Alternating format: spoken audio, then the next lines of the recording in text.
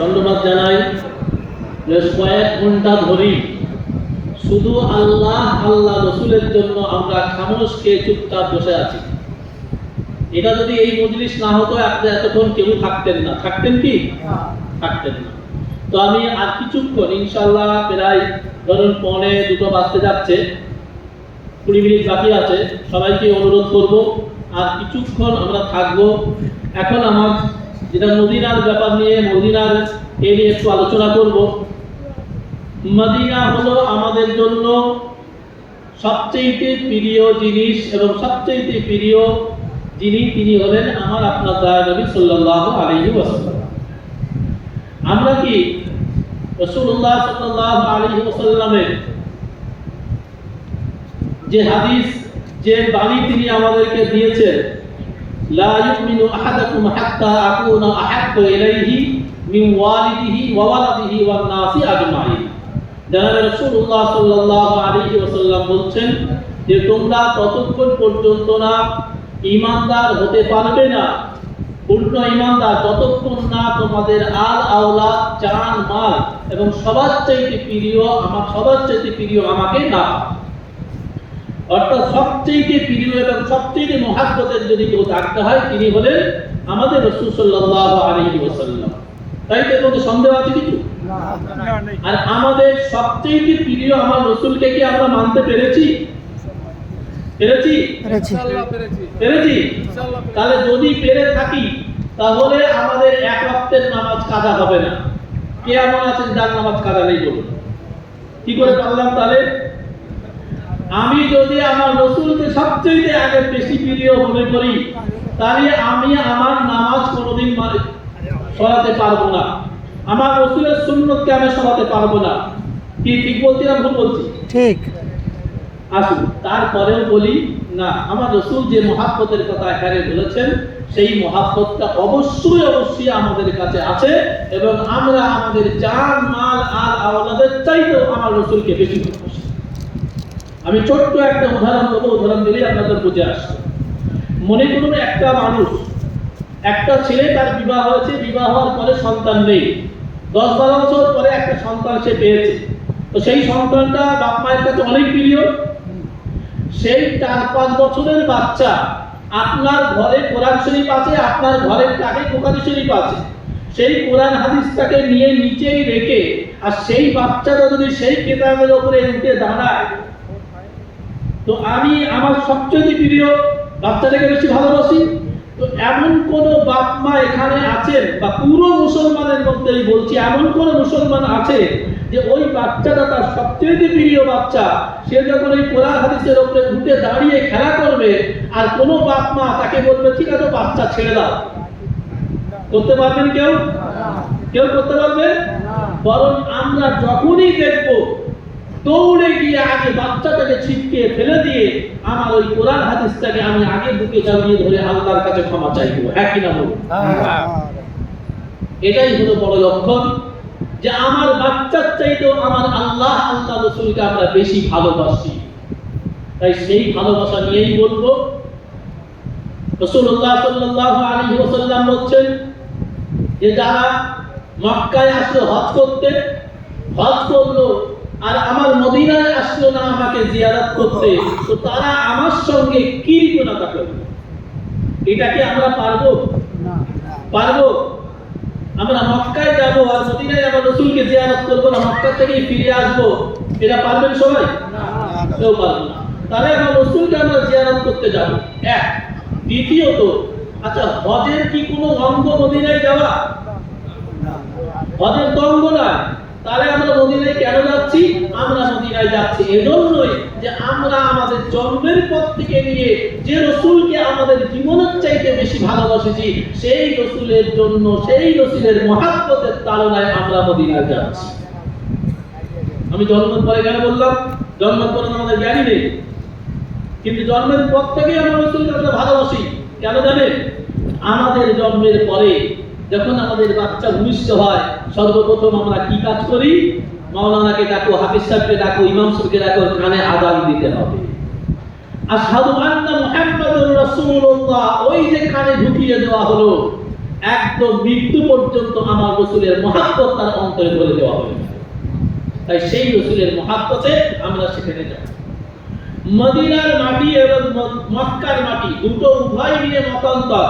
কোন ওলামা বলছেন মদিনার মাটি উত্তম, কেউ বলছেন মক্কার মাটি উত্তম। কিন্তু একটা বিষয় নিয়ে সমস্ত ওলামা একমত, যে মাটির সঙ্গে আমার আপনার দয়ার নবী সাল্লাল্লাহু আলাইহি ওয়াসাল্লাম পবিত্র শরীর মোবারক টাচ করে আছে, সেই মাটিটা শুধু মক্কা মদিনা নয়, সেই মাটি হলো আল্লাহর আরশের চাইতে উত্তম। রাসূলুল্লাহ সাল্লাল্লাহু আলাইহি ওয়াসাল্লাম বললেন যে যারা আমার জীবন দশায় আমাকে দেখেছে এবং ঈমানে হালতে তাদের মৃত্যু হয়েছে, তারা যে ফজিলত পেয়েছে আমার ইন্তেকালের পরে যারা আমার কবর শরীফ জিয়ারত করবে, আল্লাহ তাদেরকেও সেই ফজিলত দান করবে। পার্থক্য কি হবে? তারা সাহাবা লাকাব পেয়েছে, এরা সাহাবা লাকাব পাবে না। সমস্ত ওলামা একমত, রাসূলুল্লাহ সাল্লাল্লাহু আলাইহি ওয়াসাল্লাম বা হায়াতুন নবী রাউজায়ে আতহারের মধ্যে তিনি হায়াতে আছেন, আল্লাহর পক্ষ থেকে রুজিও দেওয়া হয়। আর তার উম্মতি যখন তার পাশে গিয়ে সালাম পেশ করে, রাসূলুল্লাহ সাল্লাল্লাহু আলাইহি ওয়াসাল্লাম বলছেন আমি তার সালাম শুনি এবং তার জবাব দিয়ে থাকি। আজকে আমরা এখান থেকে আমার রাসূলের মদিনা শরীফে 8 দিনের জন্য যাব, অর্থাৎ মক্কায় হজ করার পরে মদিনায় যখন যাব, সেই মদিনায় যাওয়ার পরে 8 দিন আমরা সেখানে থাকব। এবং এই 8 দিনের মধ্যে আমাদের কাজ কি হবে, আর এই 8 দিন আমরা কিভাবে থাকব? যেহেতু আমার রাসূলকে মুহাব্বতের জন্য আশিকে রাসূল হিসেবে আমরা যাচ্ছি, তাই মদিনায় আমাদের কিছু কর্তব্য রয়েছে। প্রথম হলো মদিনার আদব বজায় রাখা। মদিনার আদব বজায় রাখা। মদিনাতে যদি কোনো কষ্ট আপনার এসে যায়, সাময়িক ইচ্ছা করে নয়, কোনো কষ্ট যদি এসে যায়, সেই কষ্টটা আমরা কি করব? আমরা হাসি মনে স্বীকার করে নেব, আর আমার রাসূলের কাছে এটাই বলবো, ইয়া রাসূলুল্লাহ, আমরা তো আপনার মেহমান। আপনি এই মদিনাতে পেটে পাথর বেঁধে ঈমান আর ইসলাম আমাদের কাছে দিয়েছেন। আপনি এই মদিনাতে একদিন, দুদিন, 3 দিন না, সপ্তাহের পর সপ্তাহে আপনার ঘরে চুলা জ্বলেনি। ইয়া রাসূলুল্লাহ, আপনি এই মদিনাতে কত কষ্ট করে ইসলাম আমাদের কাছে দিয়ে গিয়েছেন। ইয়া রাসূলুল্লাহ, সেই কষ্ট তো আমি পাইনি। আপনার শহরে, আপনার এখানে এসে আমরা যা কিছু পেয়েছি, সব কিছুর উপরে আমরা সন্তুষ্ট আছি। আপনি আমাদের উপর সন্তুষ্ট হয়ে যাবেন। যদি এমন করে আপনি দিতে পারেন, এমন করে 8 দিন সেখানে কাটাতে পারেন, আপনি আমার মদিনার সমস্ত জিনিসের উপরে রাজি খুশি হতে পারেন, আল্লাহ রাব্বুল আলামিন আপনার জন্য আমার রাসূল খুশি হয়ে যাবে, আল্লাহ খুশি হয়ে যাবে। আর আপনার সবচেয়ে বড় চাওয়া পাওয়া, আপনি বাড়ি ফিরবেন, ফেরার পরে খুব তাড়াতাড়ি আল্লাহ আবার আপনাকে ওই জিয়ারত করার তৌফিক নসিব করবে। তাই আমরা কি করব? মদিনায় গিয়ে আমরা আদব বজায় রাখব। এবার আমরা আসি, আমরা মদিনায় আদব কিভাবে বজায় রাখবো, বিয়াদবি কিভাবে হয়। আমরা বাঙালি, আমাদের সব সময় হট টেম্পার, অর্থাৎ সব সময় মেজাজ আমাদের গরম হয়ে থাকে। দেখবেন গলিতে গলিতে সব সময় রাস্তাঘাটে, সেখানে হজ করতে যাওয়ার পরে, মদিনায় জিয়ারত করতে যাওয়ার পরেও স্বামী স্ত্রী সব সময় লেগেই আছে। আমি নিজে সাক্ষী, আমার সামনে মসজিদে নববীর বারান্দাতে, অর্থাৎ মসজিদের বাইরে যে চত্বর আছে, সেই চত্বরের মধ্যে স্বামী তার স্ত্রীকে ধরে মারতে আরম্ভ। এর মতন দুর্ভাগ্য, এর মতন কষ্টের বিষয় আর কিছু নেই। দয়া করে হাত জোর করে বলবো, যদি আল্লাহ রাসূলের জন্য সেখানে যান, আমার রাসূলের মুহাব্বত যদি সেখানে যান, তাহলে দয়া করে সেখানে গিয়ে কমসে কম আপনার উভয়ের ব্যবহারটা আমার রাসূলের কাছে ভালো দেখাবে, আদব এহতেরাম বজায় রাখবেন। তিনিও তো গিয়েছেন আমার রাসূলের মুহাব্বতে, তিনিও তো আমার রাসূলের মেহমান, আপনিও আমার রাসূলের মেহমান। আমার আপনার ঘরে কোনো মেহমান আসলে যদি কেউ মারধর করে, তাহলে কার অসম্মানিত হয়, কে অসম্মানিত হবে, কার বেয়াদবি হবে? তাই আপনি সেখানে গিয়ে, আপনি মনে করছেন আমার স্ত্রী, ঠিক আছে আপনার স্ত্রী, কিন্তু আপনার স্ত্রী হলেও সে কিন্তু আমার রাসূলের মেহমান। তাই তার উপরে হাত তুললেন মানে আমার রাসূলের উপরে, রাসূলের মেহমানের উপরে হাত তুললেন, আপনি আমার রাসূলের মহব্বত থেকে কিন্তু সরে যেতে পারেন। তাই দয়া করে আমাদের এই রকম বিয়াদবি কোনো না হয়। আমি উদাহরণ দিলাম সাপোজ স্ত্রীর জন্য, এটা আমার সামনে মানে ছিল বলে, আমরা একে অপরের সঙ্গে কোনো কথা কাটাকাটি করব না, কোনো রকম দুর্ব্যবহার কারোর সঙ্গে করব না। কেউ যদি আমাকে মেরেও দেয়, আমার রাসূলের জন্য আমরা স্বীকার করে নেব, কোনো বিয়াদবি আমরা করব না। বিশেষ করে মসজিদের মধ্যে, মসজিদের এলাকার মধ্যে চেষ্টা করব যতদূর সম্ভব আদবের সঙ্গে সেখানে চলা। মসজিদের নববীর মধ্যে 40 ওয়াক্তের নামাজ আমরা পড়ব ইনশাআল্লাহ।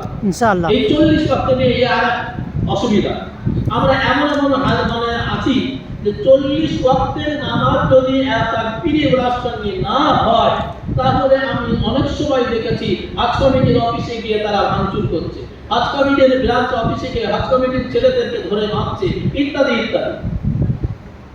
আপনি গিয়েছি তো আমার রাসূলের মহব্বতে, আমার রাসূলকে সন্তুষ্ট করার জন্য, আপনাকে সন্তুষ্ট করার জন্য।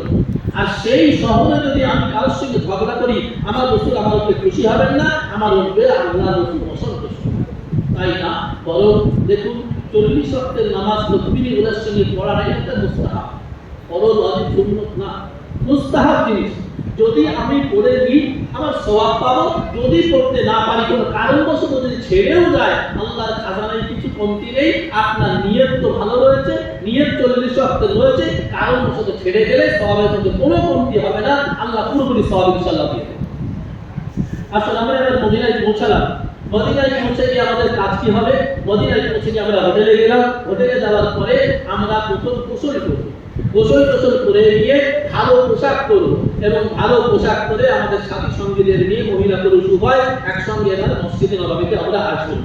আমি আর সিরাইট সিয়ারে যাচ্ছি, সিরাইটের সঙ্গে গেলে আমাদের টাইম পাওয়া যাবে।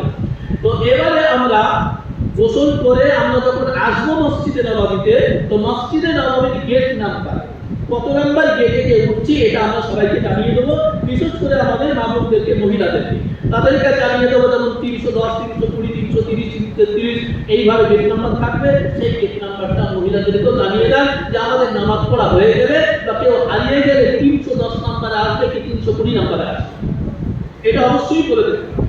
মহিলাদের নামাজ পড়ার জায়গা আলাদা হবে, পুরুষদের নামাজ পড়ার জায়গা আলাদা হবে। আজকে প্রথম মদিনায় আপনার হাজিরি, আমার হাজিরি। তাই মদিনার মসজিদে আমরা যখন যাব, যাওয়ার পর প্রথম নামাজের ওয়াক্ত হলে নামাজের ওয়াক্তে শরীক হয়ে যান। নামাজের ওয়াক্ত যদি না হয়, তাহলে যে কোনো গেট দিয়ে ঢুকে গিয়ে আমরা 2 রাকাত মসজিদের হক আদায় করব। মনে আছে মক্কায় আমরা প্রথম কি করেছিলাম?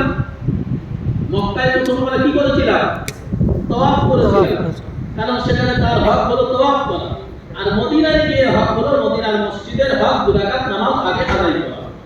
নামাজ আদায় করবেন, করে এবারে 1 নাম্বার গেট বাহুস সালাম, আমার রাসূলকে আমরা সালাম দিতে যাব। সেখানে আমাদের মহিলাদের কথাই পরে বলছি, আগে পুরুষদের কথা বলছি। আমরা বাহুস সালামে যাব, ডাইরেক্ট বাহুস সালামে আমরা যেতে পারবো না। 205 নাম্বার টয়লেট নাম্বার 205 মনে থাকবে। টয়লেট নাম্বার 205 খোঁজ করুন, সেখানে চলে যান। সেখানে গিয়ে দেখুন সেখান থেকে ব্যারিকেড দিয়ে লাইন দিয়ে গিয়ে 1 নাম্বার গেটে যাচ্ছে। 1 নাম্বার গেট দিয়ে আপনারা ঢুকবেন এবং সেখান থেকে হাজার হাজার মানুষ একসঙ্গে লাইন দিয়ে যাচ্ছেন। কোথায় যাচ্ছেন? আমার রাসূলকে সালাম পেশ করার জন্য। আজকে যখন এই 1 নাম্বার গেটে ঢুকবেন, আমার আপনার সেই জন্মের পরে যে মহব্বত, আমার রাসূলকে আমরা সারা জীবন তার উপরে দরুদ পড়ে এসেছি, সারা জীবন তার মহব্বত করে এসেছি। আজকে যখন ওই 1 নাম্বার গেট দিয়ে ঢুকবে, তখন দেখবেন চোখের পানি ধরে রাখতে পারবেন না। আমার রাসূলের মহব্বতে ঝরঝর করে টকটক করে চোখ দিয়ে পানি ঝরবে, ধরে রাখতে পারবেন না। যত আগে যাবেন, যত কাছাকাছি যাবেন, তত আপনার অন্তরের মধ্যে আরো মহব্বত ফুটে উঠবে, চোখের পানি ঝরবে। আস্তে আস্তে যেতে যেতে যেতে যেতে যখন এই রকম জায়গায় এসে পৌঁছাবেন, প্রথম দুটো যে চিত্র আছে এটাই কিছু নেই, এখানে সালাম দেবেন না। পরে এবারে এই যে আসলো, প্রথম দেখুন বড় গোল্ডেন যে ছোট চিত্র, এই সোজাসুজি আমার আপনার দয়াল নবী সাল্লাল্লাহু আলাইহি ওয়াসাল্লাম আরাম করছেন। ওই সোজাসুজি গিয়ে আমরা সালাম পেশ করব। আমরা এই সোজাসুজি গিয়ে আমার রাসূলকে আমরা সালাম পেশ করব। আমরা ওই টাইমে এটা মনে রাখবো যে আমার রাসূল বলেছেন, আমার ইন্তেকালের পরে আমার কবর শরীফে আসবে, জিয়ারত করব, অর্থাৎ আমাকে সালাম পেশ করবে। আমি তাদের সালাম শুনি এবং তার জবাব দিয়ে থাকি। তাই আমার রাসূল আমার সালাম শুনছেন এবং জবাব দেবেন। এই রকম নিয়ত নিয়ে সালাম দেবেন। কিভাবে সালাম করবেন? প্রথম আমরা বলি যে আমার রাসূলকে আমরা সালাম দেব যেমন আল্লাহ শিখিয়েছেন, আসসালাতু ওয়াসসালামু আলাইকা আইয়ুহান নাবিয়্যু ওয়া রাহমাতুল্লাহি ওয়া বারাকাতুহু। আসসালাতু ওয়াসসালামু আলাইকা ইয়া রাসূলুল্লাহ। আসসালাতু ওয়াসসালামু আলাইকা ইয়া নাবিয়াল্লাহ, আসসালাতু ওয়াসসালামু আলাইকা ইয়া হাবিবাল্লাহ, আসসালাতু ওয়াসসালামু আলাইকা ইয়া খায়রি খালকিল্লাহ, আসসালাতু ওয়াসসালামু আলাইকা ইয়া রাহমাতাল লিল আলামিন।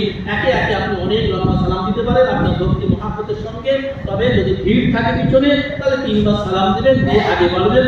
আর যদি হালকা থাকে তাহলে আর একটু সালাম বাড়াতে পারেন। নিজের সালাম পেশ করবেন। সালাম পেশ করার পরে আপনার কাছে একটা আমানত আছে, আপনার কাছে একটা আমানত আছে। দেখবেন আপনি লন্ডন, ব্রিটেন, যেখানেই যান না কেন, যে দেশেই যান না কেন, কেউ আপনাকে বলবে না ভাই আমার সালামটা পৌঁছে দিও। কিন্তু হজের সফরে যখন যাবেন, আপনার এখন থেকে আপনার পিছনে আপনার বন্ধু বান্ধব আত্মীয় স্বজন দেখা যাচ্ছেই হচ্ছে, এখন থেকে বলতে শুরু করেছে ভাই আমার জন্য দোয়া করবেন আর আমার সালামটুকু আমার রাসূলের দরবারে পৌঁছে দেন। বলছেনই বলছেন, এবং এটা যাওয়ার সময়ও বলবে। তো ওই সালামগুলো আপনার কাছে আমানত। আপনার রাসূলকে যখন সালাম দেবেন, সালাম দেওয়ার পরে আপনার সালাম দেওয়া হলে যদি অল্প কয়েকজন হয় নাম ধরে দিলে ভালো, আর যদি বেশি জন সালাম দিয়ে থাকেন তাহলে এই আমানত আপনার পৌঁছে দেওয়া কর্তব্য। আপনি বলুন ইয়া রাসূলুল্লাহ, আমাদের আসার সময় যারা যারা আপনাকে সালাম পেশ করেছেন সবার পক্ষ থেকে সেই সালাম আপনাকে আমি পৌঁছে দিলাম। এই আমানত অবশ্যই আমার রাসূলকে পৌঁছে দেন। রাসূলুল্লাহ সাল্লাল্লাহু আলাইহি ওয়াসাল্লাম সালাম যখন দেবেন, আপনার সালাম দেওয়ার পরে দেখবেন আপনি চোখের পানি ধরে রাখতে পারবেন না।